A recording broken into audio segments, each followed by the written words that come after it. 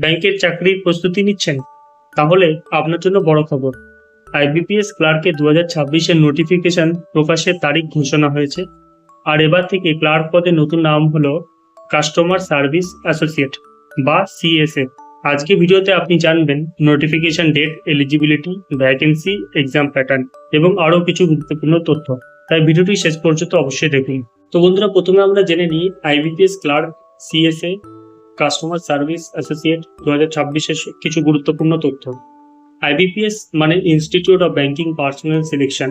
এটি হলো একটি স্বশাসিত সংস্থা যা ভারতের বিভিন্ন পাবলিক সেক্টর ব্যাংকের জন্য কর্মীদের নিয়োগ পরীক্ষা পরিচালনা করে থাকে। 2026 সাল থেকে আইবিপিএস ক্লার্ক পদের নতুন নাম রাখা হয়েছে কাস্টমার সার্ভিস অ্যাসোসিয়েট বা সিএসএ। অর্থাৎ আইবিপিএস ক্লার্ক 2026, আইবিপিএস সিএসএ 2026 এবং IBPS customer service associate recruitment 2026, এই তিনটে নিয়োগই কিন্তু একই পরীক্ষাকে বোঝাবে। এই পরীক্ষার মাধ্যমে দেশের বিভিন্ন সরকারি ব্যাংকে কাস্টমার সার্ভিস অ্যাসোসিয়েট পদে নিয়োগ করা হবে। যে কোনো স্বীকৃত বিশ্ববিদ্যালয় থেকে স্নাতক বা গ্র্যাজুয়েট প্রার্থীরা আবেদন করতে পারবেন যদি তারা নির্ধারিত যোগ্যতার শর্ত পূরণ করেন।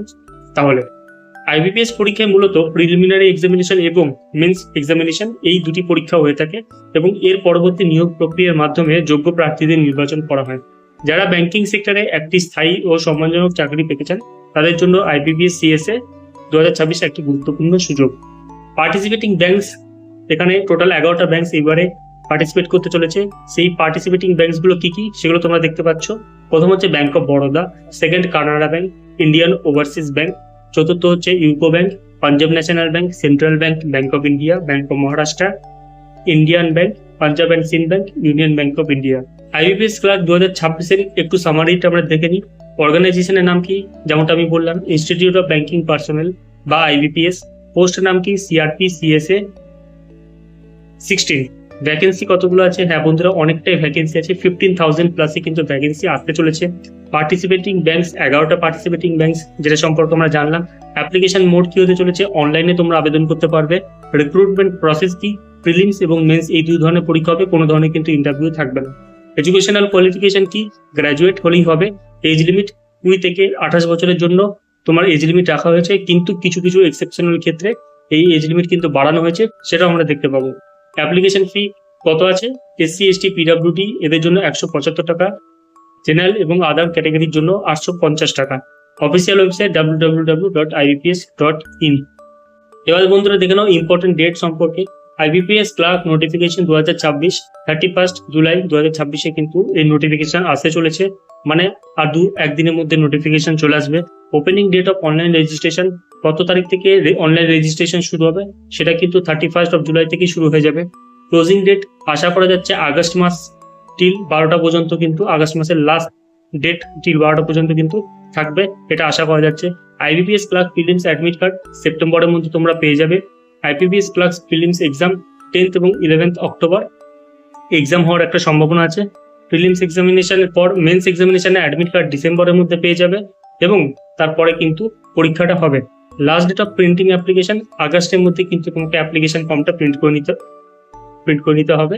প্রফেশনাল অ্যালটমেন্ট 2027 সালের মার্চের মধ্যে কিন্তু তোমরা বন্ধুরা সবাই চাকরি পেয়ে যাবে।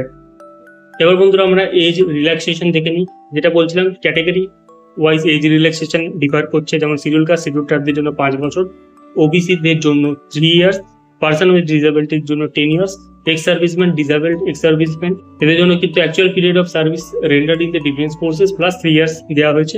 8 years for disabled ex serviceman belonging to SC ST candidate যদি হয়ে থাকে, এবং সে যদি এক্স সার্ভিসম্যান হয়ে থাকে তাহলে 8 বছর পর্যন্ত ছাড় পাবে।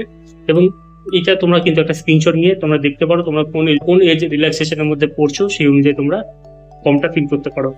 তো চলো বন্ধুরা, আজকের জন্য এটুকুই একটা ইনফরমেশন দেওয়ার ছিল। তাই তোমরা 31 জুলাই ডেটটা কিন্তু মাথায় রাখবে, কারণ 31 জুলাই কিন্তু নোটিফিকেশন আসতে চলেছে। তার আগে একটা অফিসিয়াল ছোট্ট আপডেট আমি দিয়ে দিলাম যাতে তোমাদের সুবিধা হয়। নোটিফিকেশন বেরোনো মাত্র তোমরা ফর্মটা ফিল আপ করে নিয়ে স্টাডি করতে শুরু করে দিও।